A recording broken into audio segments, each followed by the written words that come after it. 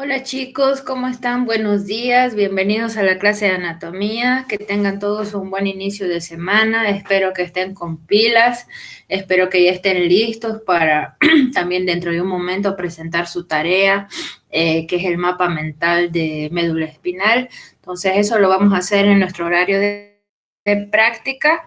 Y ahora nos vamos a dedicar netamente a ver toda la parte teórica de lo que sería diencéfalo. ¿Ya? Entonces, no sé si tienen alguna pregunta, alguna duda tal vez respecto a la tarea. No se olviden también de ir agregando, por favor, sus asistencias, ¿no? Tienen que ustedes agregarlas de forma manual. No se olviden de hacer eso siempre antes del inicio de cualquier clase, ¿no? Como en todas las clases, por favor, me ayudan para avisarme. En un momentito les confirmo. Si pueden observar acá toda esta imagen, si está en toda su pantalla, si no sale entrecortada y si me siguen escuchando todo ok, me avisan por favor. Alguien que Está todo bien, pueda doctora. activar el micrófono. Sí, todo Se ve perfecto. bien, ¿Me escuchan doctora. Sí, también? Sí, se ve bien. Hola.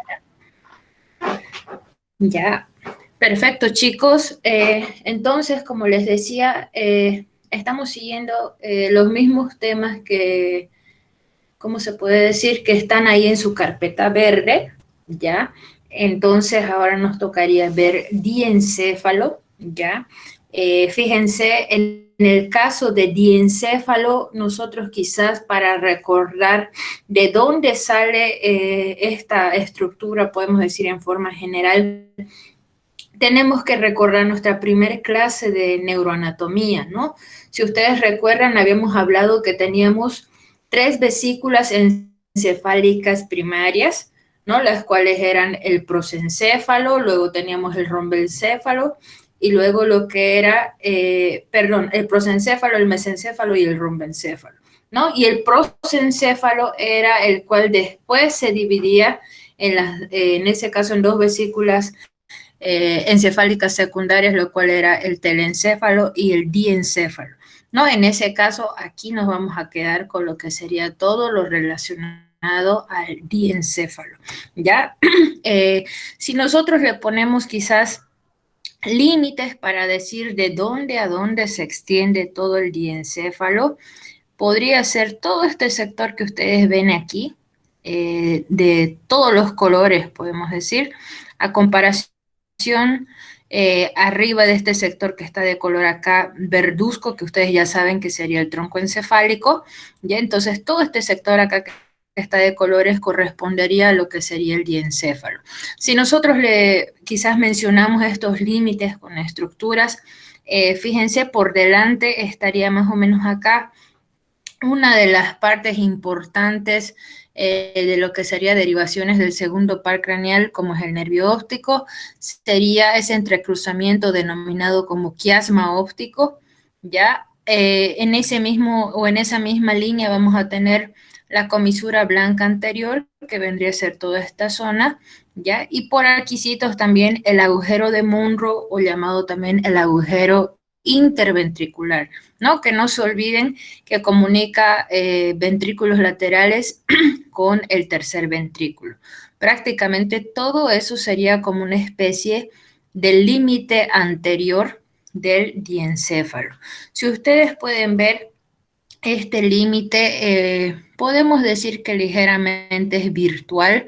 Cuando ustedes escuchen siempre esa palabra, cuando es una estructura de forma virtual, quiere decir que no exactamente es bien definida, ¿no? Que está ahí, pero a veces no se la ve. Entonces, más o menos así, son como un conjunto de estructuras, lo cual nos da este aspecto del límite.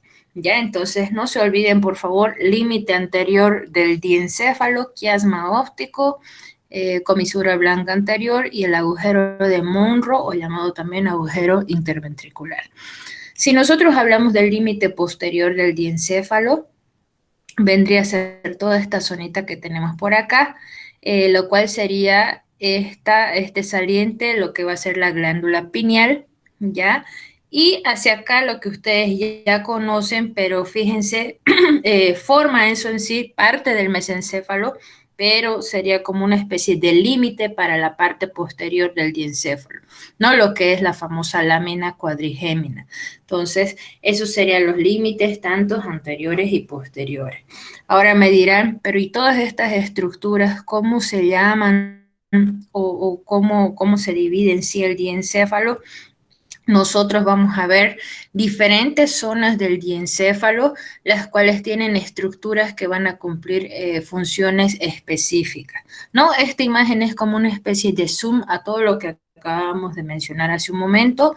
No se olviden, por favor, esto es el diencéfalo en general, todo lo que prácticamente está en un colorcito más oscurecido, ¿no? Fíjense, vendría a ser límite anterior, el quiasma óptico, la comisura blanca anterior, lo que vendría a ser aquí el agujero de Monro o interventricular, y en la parte posterior la glándula pineal y el comienzo de lo que vendría a ser la lámina cuadrigémina, ¿no? Si nosotros ya, como les decía, dividimos el diencéfalo en sí, vamos a encontrar todo lo relacionado a lo que va a ser el tálamo. Como ustedes pueden observar acá, esta superficie ligeramente ovoidea, y podemos decir la más grande de todo el diencéfalo viene a llamarse el famoso tálamo. Incluso cuando nosotros hacíamos ahí reconocimiento de estructuras en el anfiteatro, de todo el diencéfalo, lo único que se podía visualizar era el tálamo, ¿no? Porque es, podemos decir, el más grande. Después prácticamente todo ligeramente es directo a reconocer solo las estructuras que uno va hallando poco a poco en las diferentes caras del cerebro, ¿ya? Pero así, de forma general, si hablamos de una de las partes más visibles del diencéfalo, vendría a ser el tálamo, ¿no? Que es toda esta estructura que podemos observar ahí. ¿Cuáles serían las otras partes del diencéfalo? Fíjense, para que se acuerden quizás en su parcial, todo lo que está relacionado al tálamo, ¿no? Estas simplemente son las mismas partes del diencéfalo. Entonces, fíjense en su parcial o en el futuro, si es que les dijeran, por favor, háblenme un poco de diencéfalo, entonces tendrían que hablar de tálamo, que vendría a ser toda esta superficie ovoidea, hipotálamo, ¿no? Es una zona más pequeña que está ligeramente hacia la parte inferior del tálamo, vendría a ser toda esta zona denominada el hipotálamo. El epitálamo, como su mismo nombre lo dice, quizás es una zona más superior hacia lo que va a ser el tálamo. El subtálamo está en la parte más inferior a comparación de todo el tálamo. Y un sector que no podemos ver en esa imagen, pero también forma parte del diencéfalo, que va a ser el metatálamo.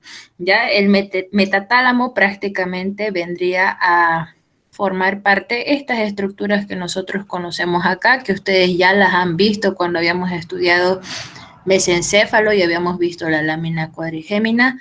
Aquí habíamos hablado un poquito de los cuerpos geniculados, ¿no? Entonces, estos cuerpos geniculados formarían parte netamente del metatálamo, ¿no? Que en un momentito lo vamos a ver ya a más detalle. Entonces, fíjense, chicos, para empezar, si les preguntan cómo está formado el diencéfalo, no se olviden, ahí ya saben que se divide en 5: tálamo, hipotálamo, subtálamo, epitálamo y metatálamo. Ahora lo que tienen que saber es qué estructuras vamos a encontrar en cada una de ellas. ¿Ya? Entonces vamos a comenzar por la estructura más grande, la más visible, como les decía, como va a ser el tálamo, ¿no? Entonces fíjense cuál va a ser la función principal del tálamo. Más que todo va a ser, fíjense, seleccionar, analizar y enviar mensajes ya a lo que va a ser el cerebro, ¿no? Yo mucho lo hago parecer a lo que sería como un tipo estación, donde fíjense, prácticamente si nosotros lo comparamos con lo que serían los viajes de las movilidades y todo ello, fíjense, nosotros pasamos por diferentes caminos y todo ello, por diferentes vías, y al final quizás siempre llegamos, antes de llegar casi al destino final, llegamos a una estación donde uno paga un peaje, ¿no? Después ya llega directamente al destino final. Entonces, esa estación que uno quizás hace ciertos segundos o minutos, vendría a ser como si fuera más o menos acá el tálamo. ¿Ya? ¿Qué es lo que va a hacer ese tálamo? La mayoría, obviamente, de las informaciones que van a llegar a él son sensitivas, ¿no? Porque todo lo que nosotros estamos recibiendo, llevando sensaciones, todo va por la vía sensitiva. Entonces, la mayoría de estas vías van a pasar por ahí. Él lo que hace simplemente es agarrar esas señales, las especifica o podemos decir las clasifica también para ver cuál es más importante, cuál es más intensa, todo ello, y recién lo va a enviar hacia lo que va a ser el cerebro, ¿no? Y lo más interesante, después nosotros cuando avancemos vías de conducción nerviosa, van a ver que no solamente es, digamos, mandar la señal a cualquier parte del cerebro. Ustedes van a conocer que hay circunvoluciones y áreas específicas, ¿no? Que trabajan de diferente forma a nivel de la corteza cerebral. Entonces, eso es lo que hace el tálamo, ¿ya? Si nosotros hablamos de medidas, sí podemos medirlo porque, como les decía, de todo el diencéfalo, el tálamo es la parte más visible, podemos decir. Tiene una forma ligeramente ovoidea, entonces su largo es mayor a comparación de su altura.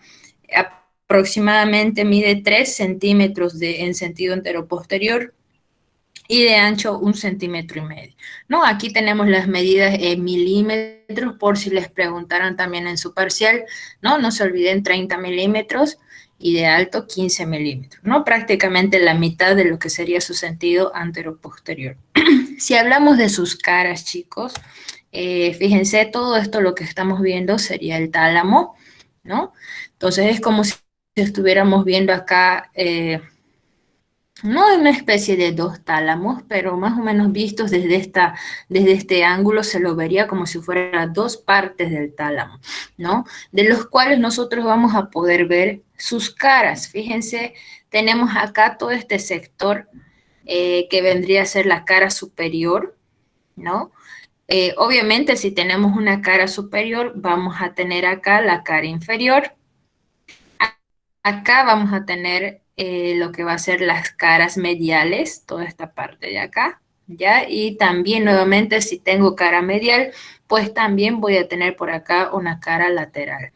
Si hablamos de los polos, vamos a tener un polo anterior, que vendría a ser toda esta zona de acá, y hacia atrás tenemos el polo posterior, ¿ya? Entonces lo que tenemos que saber es qué detalles anatómicos podemos encontrar en cada una de las caras, ¿ya?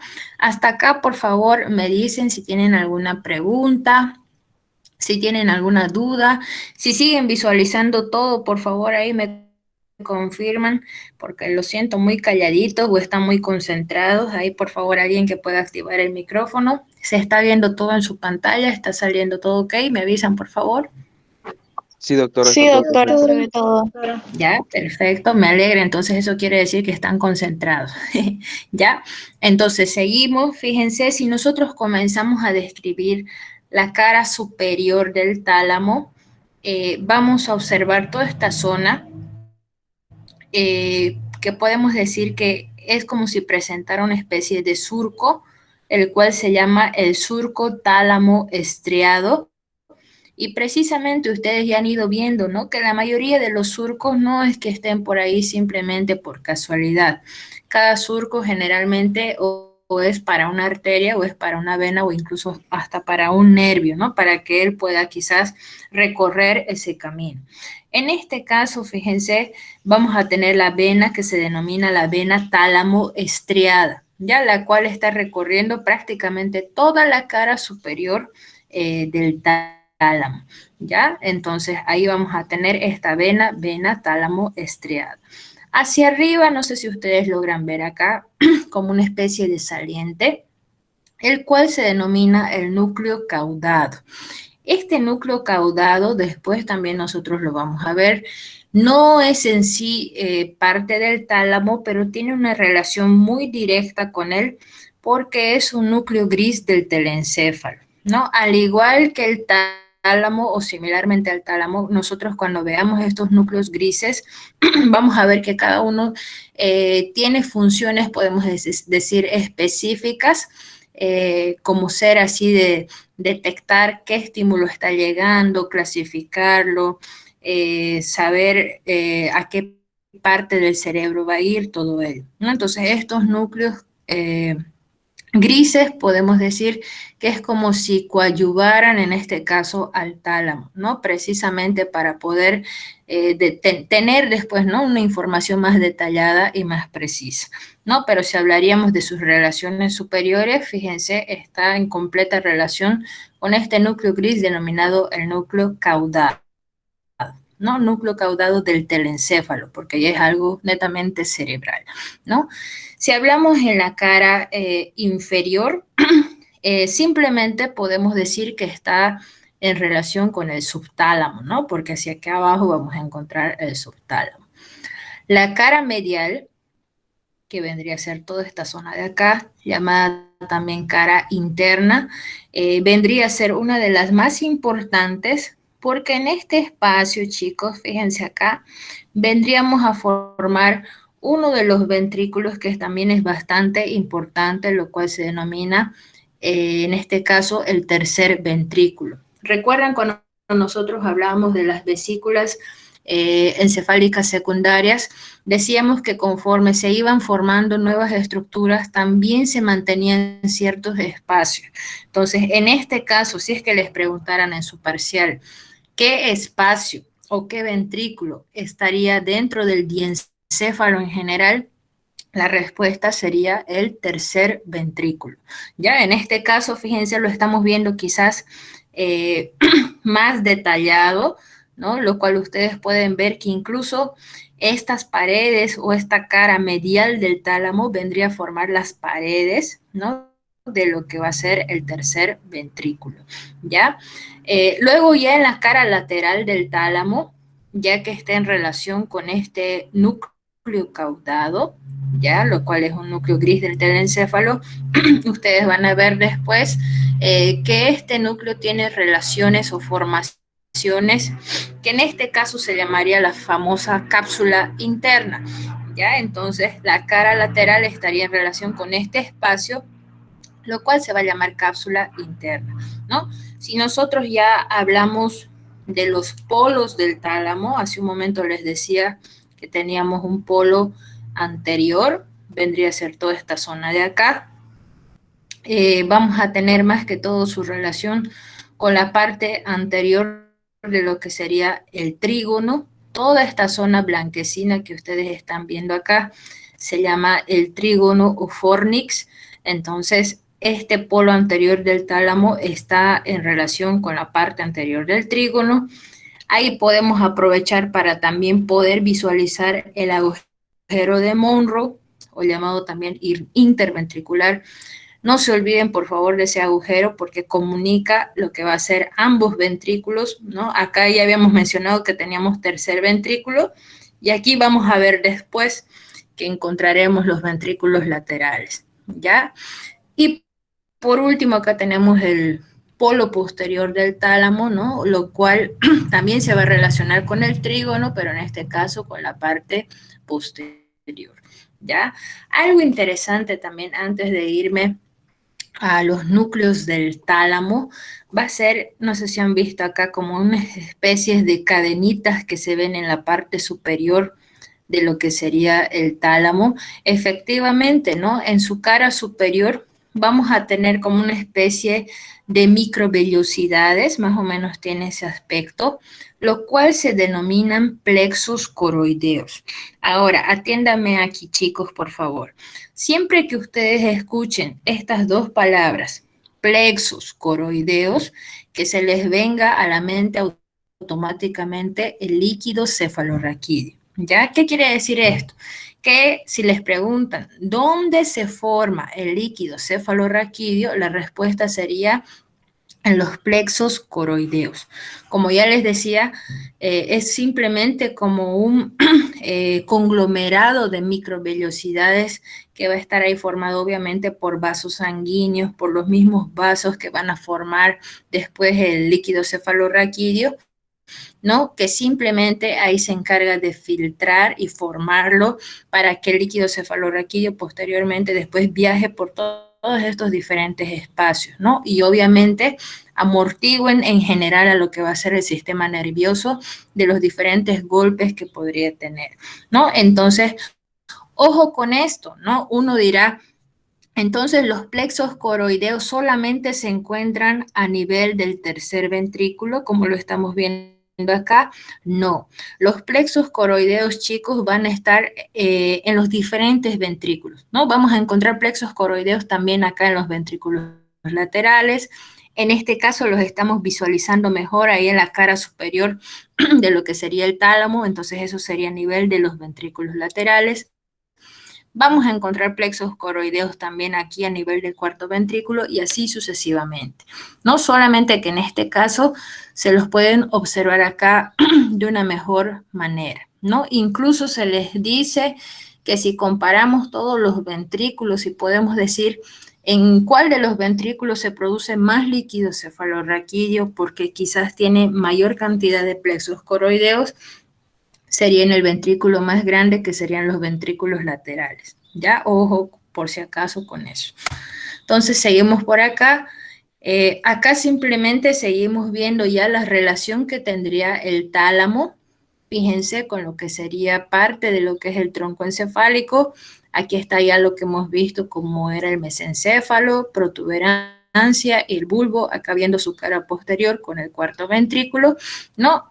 Y acá nos sirve para poder observar que toda esta zona posterior o polo posterior del tálamo, más o menos lo vamos a llamar como la parte pulvinar, ¿no? Que sería como esa elevación que tiene acá el tálamo, ¿ya? Entonces, ahí sería todo respecto a la configuración externa de lo que sería el tálamo, ¿ya? Ahora, si nosotros pasamos a estudiar la configuración interna, agarramos esas superficies ovoideas, fíjense, van a ver que estas estructuras, ya que podemos decir, hacen un trabajo tan importante como ser, de ser así tipo estación y prácticamente clasificar lo que sirve y lo que no sirve para nuestro sistema nervioso central, en este caso la corteza cerebral. Entonces tiene que tener varios sectores que van a clasificar toda esta información, ¿no? Entonces, por eso es que quizás vamos a encontrar diferentes núcleos, los cuales incluso, fíjense, se dividen de una forma bastante ordenada, ¿ya? Entonces, pueden observar acá, acá tenemos, este es el tálamo en general, ¿no? Aquí está otro tálamo, pero fíjense cómo se divide, ¿no? Todos estos colores que ustedes ven son pequeñas divisiones que ha tenido el tálamo, en los cuales encontramos grupos nucleares en cada uno de estos sectores. Para que no se compliquen o no se confundan, vamos a empezar la división general, la cual simplemente se divide en grupos nucleares de la región anterior.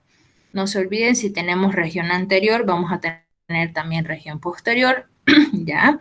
El otro grupo sería el grupo nuclear medial, y si tenemos medial, simplemente pasamos a la región lateral, ¿no? Entonces, hasta ahí, fíjense, no hay dónde perderse, ¿no? Si les preguntan cómo se dividen los núcleos del tálamo, entonces hasta acá podemos decir simplemente anterior, posterior, medial y lateral, ¿no? Hasta ahí creo que no hay ningún problema, ¿ya? En el caso, fíjense ya de los núcleos, sobre todo de esta región que va a ser la región lateral, ¿ya? Es esta la que se complica un poquito, porque esta región lateral se divide a su vez en dos zonas, ¿no? Como pueden observar, esta de este lado, que va a ser la región, podemos decir, dorsal, ¿ya? Y toda esta región, que parece una pancita aproximadamente, ¿no? Vendría a ser la región ventral. Entonces, fíjense, en general todo es lateral, ¿no? Pero esta vendría a ser zona dorsal, por eso se dice ahí lateral dorsal, y toda esta zona vendría a ser ventral, ¿no? Por lo cual sería lateral ventral. Ahora, fíjense todavía para complicar un poquito más, sobre todo esta zona que va a ser la zona ventral, se vuelve a dividir nuevamente o se subdivide en tres regiones, ¿no? Una que va a ser la anterior, ¿no? Otra la región intermedia y otra la región posterior. ¿Ya? ¿Por qué les digo esto? Porque después ustedes van a leer ahí donde les habla en la siguiente forma, ¿no? Dice, por ejemplo, el núcleo ventral, posterolateral del tálamo. Entonces ustedes están perdidos y no saben de cuál grupo nuclear están hablando. Entonces fíjense, si ustedes lo clasifican así de una forma más ordenada, se van a ubicar de una forma más fácil y rápida. ¿Ya? Entonces volvemos a dividirlo desde el inicio. No se olviden, región anterior, región posterior, región medial y región lateral. Hasta ahí creo que no hay ningún problema, ¿no?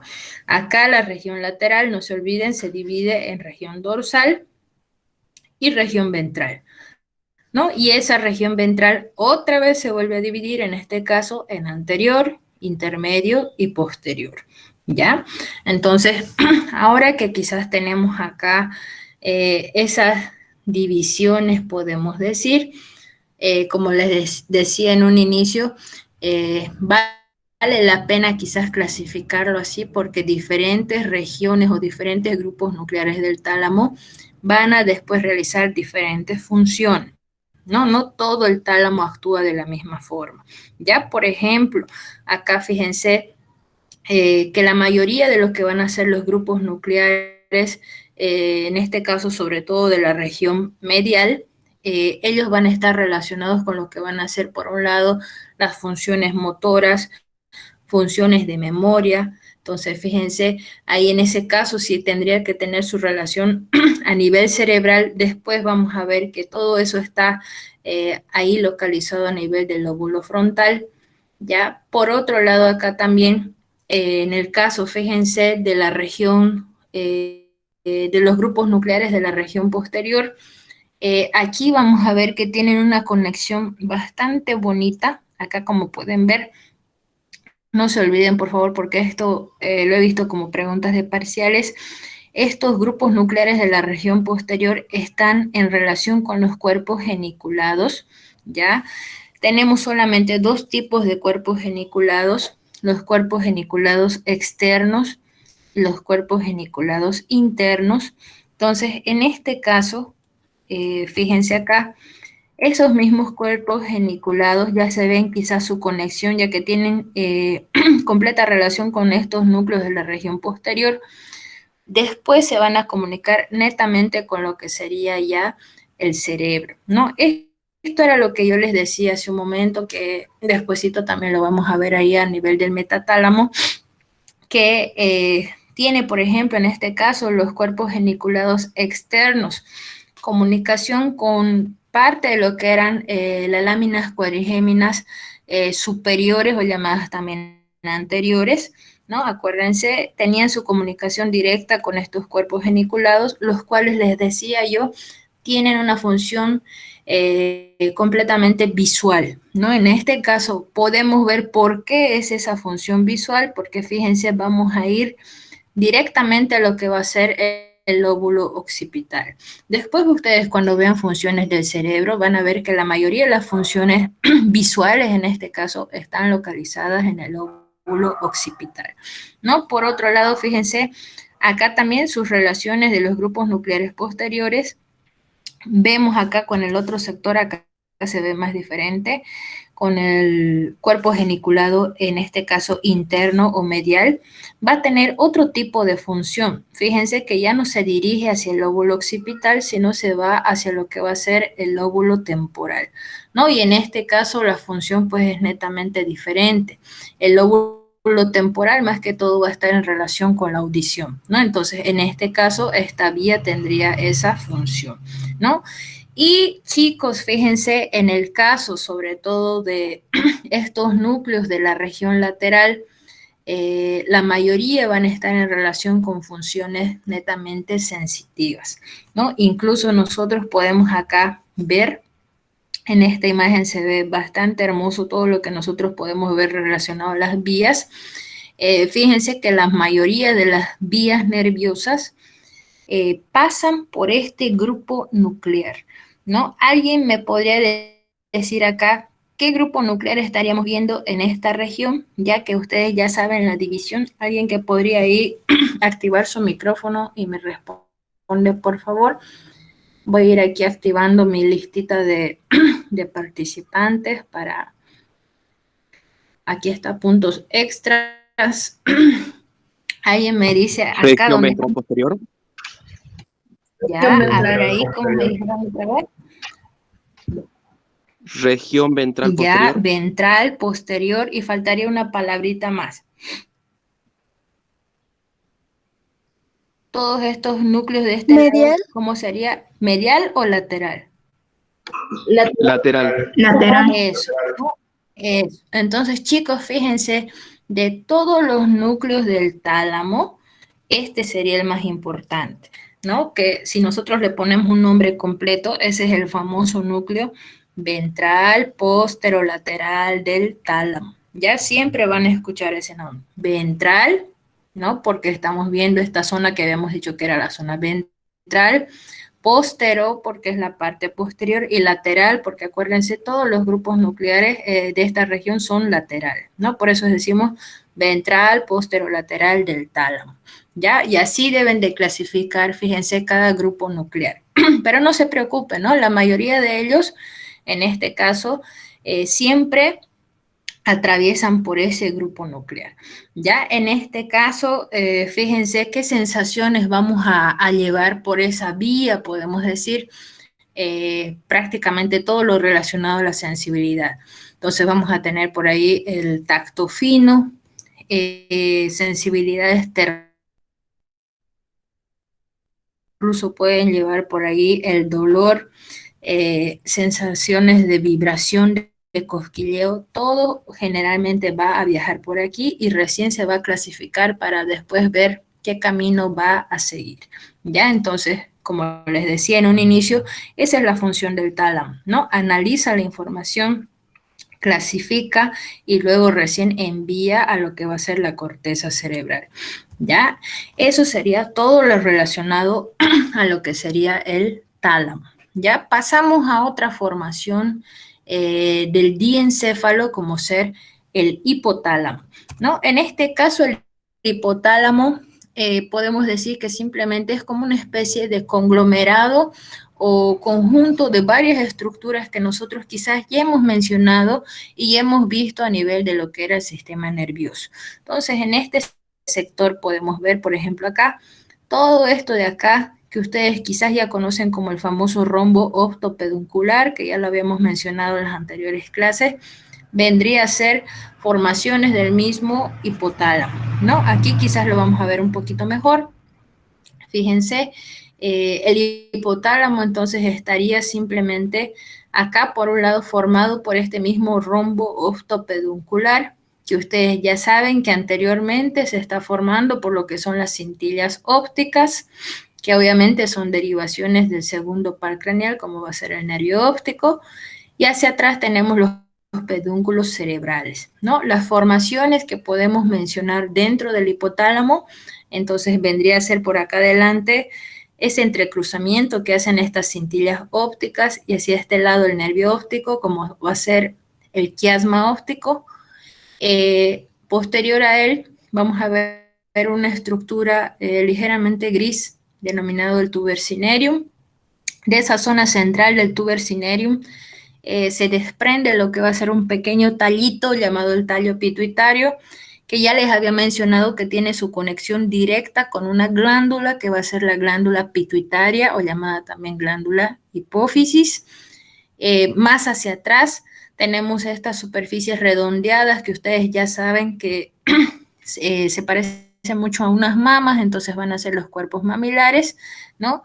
Y hasta aquí atrás podemos ver unos espacios perforados, los cuales en este caso van a ser los espacios perforados posteriores.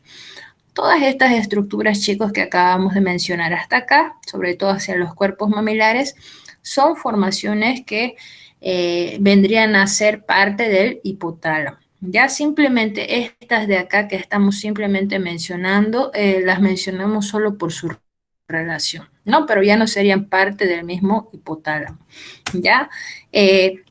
Ya que habíamos hablado acá de este tallito pituitario, ¿no? También habíamos mencionado que estaba en conexión con una glándula, ya que a pesar de que tiene esta glándula aproximadamente el tamaño de una arveja, fíjense, tan chiquitita, ella cumple bastantes funciones, ¿no? Lo que va a ser la glándula hipófisis o llamada también glándula pituitaria. Tal vez ustedes esto en histología lo han visto, que esta glándula se divide en dos zonas, una completamente, podemos decir, endocrina, como va a ser esta región anterior llamada la adenohipófisis, y otra que tiene una formación, podemos decir, más nerviosa, va a ser entonces esta la neurohipófisis, ¿ya? Entonces, fíjense, en sí, todo esto vendría a ser la glándula hipófisis o pituitaria, que también sería una formación del mismo hipotálamo.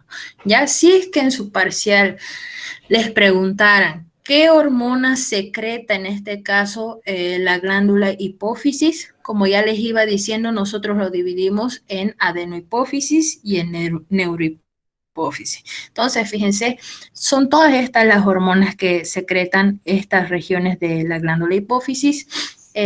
Quizás aquí les aclaro en forma general las funciones que tienen para que un poquito vayan adelantando ahí lo que sería fisiología en este caso, pero en el parcial no creo que les pregunten las funciones de cada uno, pero puede ser que les digan, ¿no? Nombre, tal hormona, etcétera, etcétera, tal vez. Ya, entonces es mejor que estemos preparados. Ya, entonces, fíjense, ya hablando solamente de la glándula hipófisis, si hablamos de la parte anterior o lo que sería la adenohipófisis, vamos a tener por un lado ahí la hormona del crecimiento. Como su mismo nombre lo dice, está netamente relacionado no solamente al crecimiento óseo, ni de la estatura y todo eso, sino al desarrollo de los diferentes órganos de nuestro cuerpo. Ya por un lado ahí esta hormona del crecimiento. Otra que va a ser la hormona denominada corticotropina, que esta hormona prácticamente va a ir como tipo mensajero hasta la zona cortical de lo que serían las glándulas suprarrenales para estimular la secreción de otras hormonas, como ser en este caso lo que vendría a ser la hormona cortisol, ¿ya? Entonces, el cortisol, después ustedes van a ver que es una importante sustancia química o también actúa como hormona, encargada sobre todo de cumplir funciones metabólicas a nivel de hidratos de carbono, grasas y proteínas, y sobre todo es un potente antiinflamatorio natural, ¿no? Entonces, una cosa estimula a la otra. En este caso tenemos una hormona que actúa similarmente como va a ser la tirotropina. Entonces, fíjense, tiro en este caso les está diciendo que va a ir hasta la glándula tiroides a estimular a esta glándula para que ella secrete otras hormonas, ¿no? Entonces, esa es su función principal. Ya después, si les preguntaran en el futuro, obviamente, ¿qué hormonas ya secreta la glándula tiroides? Ahí recién responden T3 y T4, ¿no? Que son sus hormonas específicas. Por otro lado, fíjense, tenemos otra hormona como ser la prolactina. Esta ya no sería una hormona mensajera, esta sí es una hormona directa porque la prolactina, sobre todo en la etapa de gestación y en la etapa de la lactancia, se va a encargar de desarrollar a lo que va a ser la glándula mamaria, los sacos alveolares, los conductos alveolares, todo con la finalidad después de que se produzca la leche, ¿no? Entonces ustedes ya tal vez han escuchado sobre esta hormona, entonces eso es lo que va a hacer, ¿ya? Luego tenemos acá ambas hormonas que prácticamente van a ir a las gónadas. ¿A qué nos referimos con gónadas? En el caso de los varones van a ir hacia los testículos, en el caso de las mujeres van a ir hacia los ovarios. Entonces, fíjense, vamos a tener la hormona folículo estimulante y luteinizante, que también son como tipo de hormonas mensajeras, para ir a activar a esas otras hormonas que les acabo de mencionar. Ya en el caso ya de la neurohipófisis, fíjense, simplemente vamos a tener dos hormonas, como ser la hormona antidiurética. Siempre que escuchen diuresis, quiere decir la micción, ir a hacer pis, ¿no? En este caso, si usamos terminología médica, vamos a decir diuresis. Entonces, fíjense, esta hormona es antidiurética. Precisamente, entonces, haciendo una antidiuresis, nosotros vamos a evitar perder líquido en exceso gracias a esa hormona. ¿Ya? Y la otra sería la hormona oxitocina, ¿no? Que esta hormona oxitocina también tal vez ustedes ya la han escuchado, sobre todo lo que serían las mujeres en trabajo de parto, ¿no? Efectivamente lo que hace es aumentar el número de contracciones para facilitar el trabajo de parto. Otra función importante, chicos, de la oxitocina es que ayuda, en este caso sería a la prolactina en el momento de la lactancia materna. ¿Cómo la va a ayudar? ¿No? El niño, por ejemplo, el bebé, va y estimula el seno materno mediante la succión, ¿no? Y la oxitocina lo que hace es liberar toda esa leche que quizás ha ayudado a fabricar, podemos decir, la prolactina, y la oxitocina es como si abriera, si ustedes imaginan un grifo, ¿no? Un grifo con agua, necesitamos que alguien gire esa palanca del grifo para que salga el agua, entonces lo mismo hace la oxitocina, ¿no? Si no hubiera, fíjense, oxitocina, por más que tengamos ahí la leche acumulada, ella no saldría, ¿no? Entonces tienen que actuar las dos de forma conjunta para que se realice una buena lactancia materna, ¿ya? Ahora, ¿cuál sería también la importancia con el hipotálamo? ¿No? Que la mayoría o prácticamente todas estas hormonas, sobre todo de esta región anterior, están estimuladas por otras hormonas que netamente va a secretar el hipotálamo, ¿no? Por ejemplo, acá como pueden ver en esta imagen, ahí vamos a tener hormonas, si le ponemos nombre, por ejemplo, la corticoliberina, que va a ir a liberar a esta corticotropina. Vamos a tener otra hormona que se llama tiroliberina, que viene desde el hipotálamo para liberar a la tirotropina, y así sucesivamente. Entonces, esa unión que hay entre hipotálamo e hipófisis es bastante estrecha, ¿ya?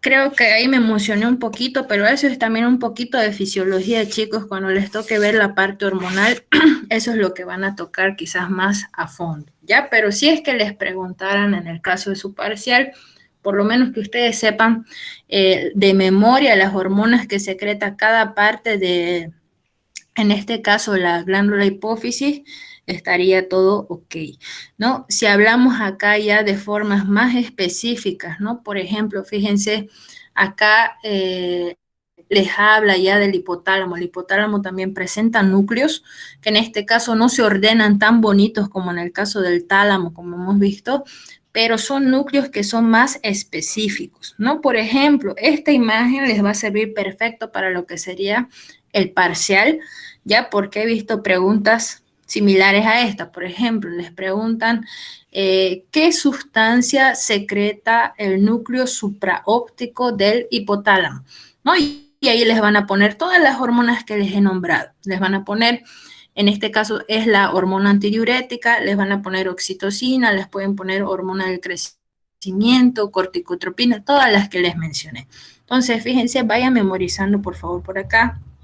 En el caso del hipotálamo, núcleo supraóptico está relacionado con la secreción de hormona antidiurética, ya antidiurética. ¿Por qué es así? Aquí se van a fijar, todas estas hormonas, en este caso, están conectadas netamente con la neurohipófisis, ¿no? Por eso es que secretan antidiurética.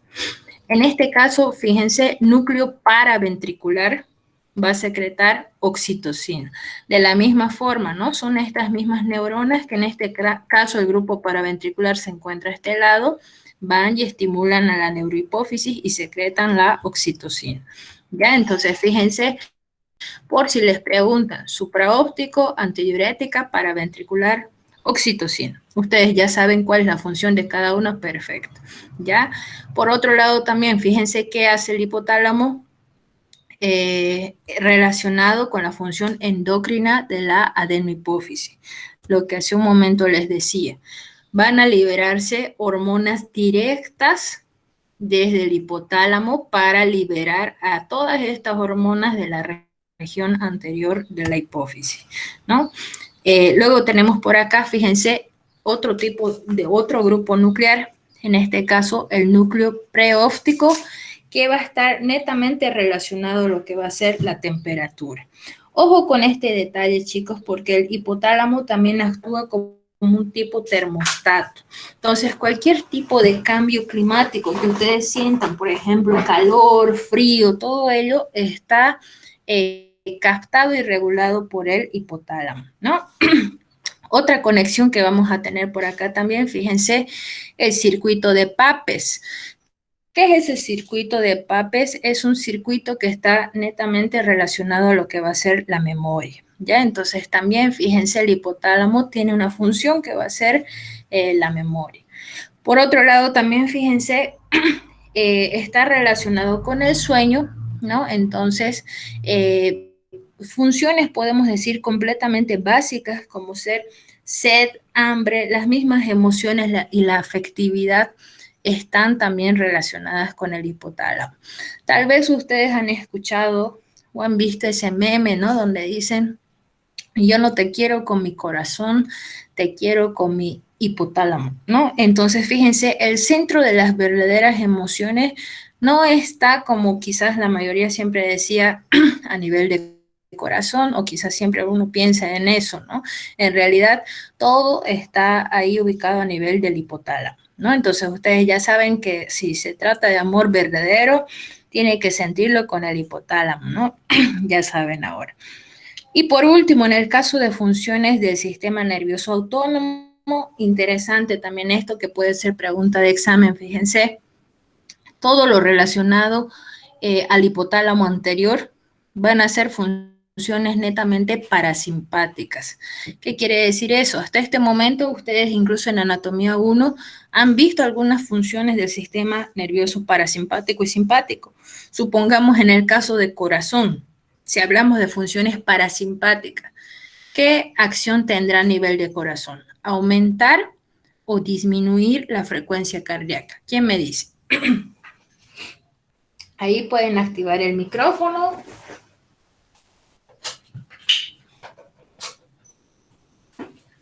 Ahí me avisan, por favor, ¿qué creen? ¿Qué sería una función parasimpática a nivel de corazón?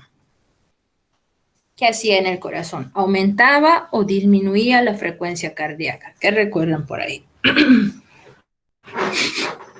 ¿Aumentaba? Parasimpático. Aumentaba. A ver. ¿Aumentaba? Ya, ¿quién dice lo contrario? ¿Quién dice algo por ahí? Parasimpático, no se olvide. ¿Disminuye? Todos dicen disminuía, ¿no? Fíjense, para que no se vuelvan a confundir, hay un memotecnio, ¿no? Que uno se tiene que imaginar, ¿no? Yo les decía, por ejemplo, a los alumnos de Anatomía 1, en Fisiología también les vuelvo a decir los mismos. Ya sea chico o chica, imagínense lo siguiente.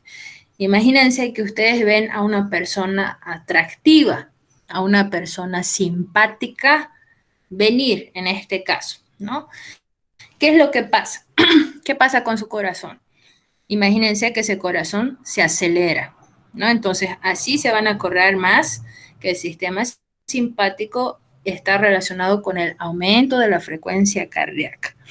Si hablamos de pupilas, para que vean mejor a esa persona, esa pupila, imaginémonos, se va a dilatar. Entonces, esa dilatación se llama la midriasis. También estaría en relación con el sistema nervioso simpático, ¿no? Y ya, pues, si hablamos del sistema nervioso parasimpático, es todo lo contrario a lo que acabamos de mencionar, ¿no? Entonces, en este caso, con seguridad, ya ustedes me van a decir, disminuye la frecuencia cardíaca y en ese caso se contrae la pupila, lo cual se llama como miosis. ¿Ya? Entonces, si hablamos nosotros de funciones de hipotálamo anterior, no se olviden que sería en relación con funciones del sistema nervioso parasimpático. ¿no? Si decimos parasimpático, entonces ustedes ya saben, disminuimos frecuencia cardíaca, disminuimos presión arterial, producimos lo que va a ser la miosis. Si decimos funciones del hipotálamo posterior, ahí recién hablamos de todas las funciones simpáticas. Entonces vamos a aumentar frecuencia cardíaca, aumentamos presión arterial, en la pupila podemos realizar la dilatación, lo cual se llama midriasis, ¿no? Y aquí tenemos quizás un resumen de todas las funciones básicas que hemos visto, como ser hambre, sed, sueño, frío, calor, y también poner ahí las emociones y la afectividad. Si ustedes ven en esta imagen, podemos ahí resumir todas las funciones del hipotálamo, ¿no? Y aquí esta imagen para que no se les olvide, ¿no? Siempre dicen una imagen vale más que 1000 palabras. No se olviden entonces, ven una persona simpática, plaque, midriasis, ¿no? Ven una persona que obviamente no sería tan simpática, le vamos a poner parasimpático, miosis, ¿no? Grupo nuclear, en este caso, posterior, va a estar en relación con el parasimpático, anterior con el sistema nervioso simpático. No se olviden de eso. Pasamos a otra formación, fíjense, bastante intenso lo que es el tálamo, el hipotálamo, y estas estructuras que quedan del diencéfalo son bastante pequeñas. No es que tengan una función menos importante, pero son, podemos decir, secundarias a todas las que ya hemos visto y mencionado. Ya, entonces acá tenemos lo que vendría a ser el epitálamo. ¿Cuál es la estructura más importante del epitálamo? Una glándula que es una glándula bastante pequeña, la cual es la glándula pineal, llamada también epífisis. En el caso de preguntas de parciales, he visto la siguiente pregunta, por ejemplo, les dicen, ¿qué glándula forma parte del epitálamo? Y les van a poner ahí opción A, glándula hipófisis, opción B, otras glándulas, y no se olviden que la respuesta sería en este caso glándula pineal o epífisis, ¿no? O también les pueden poner la siguiente pregunta. La glándula pineal pertenece a una de las siguientes divisiones del diencéfalo.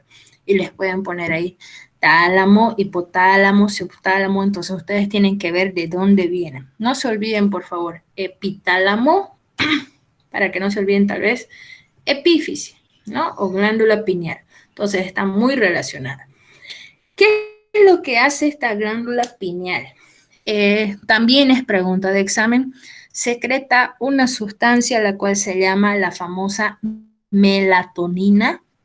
Anótenlo por favor por ahí. Melatonina, la cual en su libro dice no tiene funciones específicas, ya, pero según las investigaciones que se han ido viendo, se cree que esta melatonina está muy relacionada a lo que es el famoso ritmo circadiano. ¿Qué es el ritmo circadiano? Ustedes después en fisiología lo van a ver a más profundidad.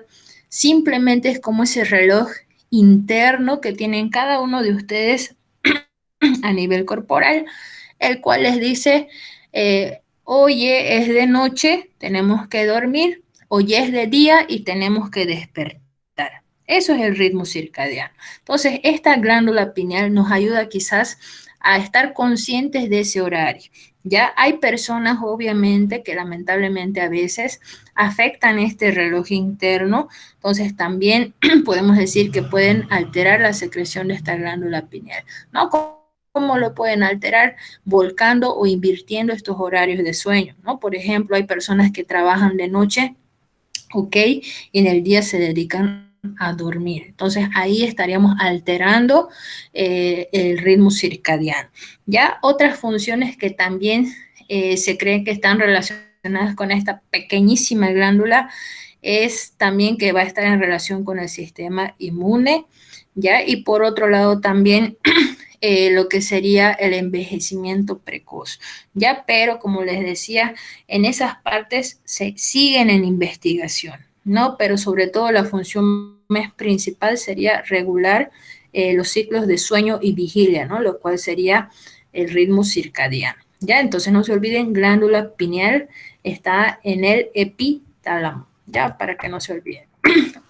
Otra división tenemos acá el metatálamo, ¿qué estructuras vamos a tener en el metatálamo? Lo que ya les iba mencionando hace rato, ¿no? El metatálamo, no se olviden, por favor. Simplemente acá vamos a tener nuestros cuerpos geniculados, ¿ya? Entonces, no se olviden, tenemos un cuerpo geniculado externo, o llamado también lateral, y tenemos el cuerpo geniculado interno, o llamado también medial, ¿ya? ¿Qué tenemos que saber de estos cuerpos geniculados? Sus conexiones con lo que era la lámina cuadrigémina del mesencéfalo. Ya, no se olviden, por favor, y esto también es pregunta de parcial. Fíjense, cuerpos geniculados externos o laterales están en completa relación con los tubérculos cuadrigéminos o colículos, si ustedes quieren llamarlos, superiores o llamados también anteriores del mesencéfalo, ¿no? Incluso les decía que teníamos el memotecnio AEPI, si no se quieren olvidar, A de tubérculo cuadrigémino anterior, ¿no? En relación con el cuerpo geniculado externo, AE, ¿no? Están conectados ahí por un bracito que tiene este colículo que se llama el brazo conjuntival anterior, se conecta ahí directamente, ¿ya? Por otro lado, no se olviden acá, dentro otra vez de lo que es el metatálamo, tenemos lo que va a ser el cuerpo geniculado medial, ¿no? Este cuerpo geniculado medial o interno ya se va a relacionar acá también con la lámina cuadrigémina o con los colículos, en este caso, que se pueden llamar posteriores o inferiores, ¿no? Como les decía, en el memotecnio, en este caso sería la parte del pi, ¿no? Que significa colículo posterior o lámina cuadrigémina posterior conectado con el cuerpo geniculado interno, ¿no? Pi. Entonces, en este caso, la conexión sería a través de un pequeño bracito también que sale de este colículo que se va a llamar brazo conjuntival, en este caso va a ser posterior, ¿no? Lo que les había mencionado, cada una de estas conexiones después va a tener un camino diferente. Entonces, eso es lo que ustedes tienen que dominar, ¿no? Sobre todo acá, en el caso del camino del cuerpo geniculado externo, la función siempre, chicos, siempre, siempre, anótenlo por favor, y esto es pregunta de parcial segura, la función netamente va a ser visual, ¿no? Visual porque se va hasta el lóbulo occipital. En cambio, fíjense, conexiones acá del cuerpo geniculado interno o medial, la función va a ser netamente auditiva, ¿no? Porque se dirige al lóbulo temporal en ese caso, ¿ya? Entonces, es muy diferente, ¿ya? Entonces, si van a hablar cualquier cosa relacionado al metatálamo, deben de explicar siempre esto, todo lo relacionado a los cuerpos geniculados, ¿no? Y por último ya tenemos el subtálamo, que el subtálamo no hay así estructuras que mencionar, como ya hemos mencionado en todas las partes del diencéfalo, pero sí podemos ubicarlo donde está, ¿no? Está en esta parte, la parte más inferior de lo que sería el tálamo, y la parte superior de lo que vendría a ser el mesencéfalo. Algo así relevante que decir del subtálamo, no hay detalles así como ya hemos mencionado en las otras partes del diencéfalo, ¿ya? Entonces, acá vamos a terminar con el espacio que estaría ubicado dentro de todo el diencéfalo, que ustedes ya saben que se llama el tercer ventrículo. Si les preguntan cuál es el contenido del tercer ventrículo, ya saben que cualquier ventrículo está lleno de líquido cefalorraquídeo, ¿no? En este caso, esta imagen está muy bonita, fíjense chicos, para que ustedes vean la comunicación que va a tener el líquido cefalorraquídeo. Acá pueden ver, fíjense, ahí están los plexos coroideos que están fabricando líquido cefalorraquídeo y aquí está todo el líquido cefalorraquídeo dentro del tercer ventrículo, ¿no? Eso sería dentro de lo que va a ser el diencéfalo. Por otro lado, acá también estoy segura que ven ahí, hay también plexos coroideos, pero en este caso estamos hablando de ventrículos laterales. Y eso correspondería netamente a todo este sector que vendría a ser el famoso telencéfalo, ¿Ya? Entonces, acá vamos a aprovechar para volver a repetir esta imagen de las comunicaciones que tienen los ventrículos, ¿no? Para ver de dónde a dónde pasa el líquido cefalorraquídeo, porque también seguro que va a ser pregunta de examen, ¿ya? Entonces, no se olviden, por favor, los ventrículos laterales, ¿no? Está ahí el líquido cefalorraquídeo. Ese líquido cefalorraquídeo pasa de los ventrículos laterales hacia el tercer ventrículo a través de quién, de este pequeño agujerito que va a ser el agujero de Monro, o llamado también agujero interventricular, no se olviden de eso. Luego ese líquido cefalorraquídeo, ya una vez estando acá en el tercer ventrículo, va a pasar también hacia el cuarto ventrículo. Fíjense de bonito, acá también se ven los plexos coroideos del cuarto ventrículo, ¿ya? Pero acá tenemos que ver a través de quién pasa este líquido cefalorraquídeo. No se olviden que este conductillo a nivel del mesencéfalo era el famoso acueducto de Silvio. Entonces, si les hacen pregunta de parcial, ¿qué ventrículos comunica el acueducto de Silvio? No se olviden, tercer ventrículo y cuarto ventrículo, ¿no? Y ya finalizamos acá, como les decía, ¿no? Del cuarto ventrículo ya pasa ese líquido cefalorraquídeo a través del conducto del epéndimo al ventrículo terminal de Krauss, ¿no? Que casi está en la parte terminal de la médula espinal. Por otro lado, acá, a nivel del techo del cuarto ventrículo, no se olviden que teníamos los agujeros de Magendie y el agujero de Luschka, lo cual permitía que el líquido cefalorraquídeo pase hacia este espacio en el cual hay varias flechitas, ¿no? Esas flechitas significa que sería el trayecto que está siguiendo el líquido cefalorraquídeo. Ese espacio es el famoso espacio subaracnoideo, ¿no? Entonces todo eso está lleno de líquidos cefalorraquídeo. Casi nosotros finalizando toda la parte de neuro, ahí vamos a ver un tema específico del líquido cefalorraquídeo, y ahí vamos a ver quizás un poquito más la formación, para qué sirve, cuánto de líquido cefalorraquídeo, todas estas características generales de él, ¿ya? Y eso sería todo lo relacionado al día de hoy, chicos. Eso era el famoso diencéfalo.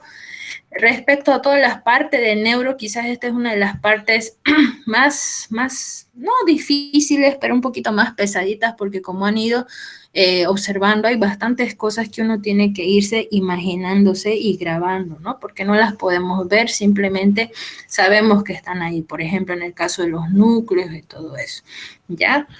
¿Qué más? A ver, vamos a leer por aquí el chat. Siguen ahí con el video de la clase del día 19. Creo que a nadie le ha llegado nada, ¿no? Entonces, qué macana. ¿Qué habrá pasado con ese video que no lo hemos podido recuperar? Ya, bueno, chicos, no sé si tienen alguna pregunta, si tienen alguna duda. Voy a ir guardando mientras tanto acá la grabación para que se les pueda utilizar después. Ahí, no sé si hay preguntas.